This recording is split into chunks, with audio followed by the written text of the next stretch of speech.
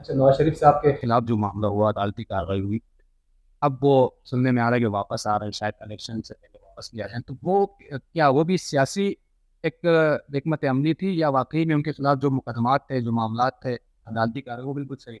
دیکھیں، میں کہوں گا عدالتی کارروائی ان کے خلاف جو تھا، ان کو جس اقامہ پہ نکالا، یہ جسٹیفائی بنتا ہی نہیں تھا. آپ دیکھیں نا، میں یہ نہیں کہوں گا کہ وہ کوئی ان کے اوپر اور کیسز نہیں بنتے تھے، ان پہ بہت سے اور کیسز بنتے تھے جو کہ جائز بھی تھے، مگر جس کیس کے اوپر نکالا وہ جسٹیفائی نہیں تھا. اور یہ عدالتوں کا کام ہے، ہماری عدالتیں، ہم تو بات کرتے ہیں اتوار کو کھل جائے، اتنی عدالتیں چل رہی ہے سیاسی بحران کو ہٹانے کے لیے. عام آدمی کے اوپر ہم کیوں نہیں بات کرتے؟ عام آدمی سالوں لگا لیتا عدالتوں میں، غریب آدمی کا کیا بنے گا؟ جب تک اس ملک کی عدالتی نظام ٹھیک نہیں ہو جاتا، یہ ملک ٹھیک ہو ہی نہیں سکتا.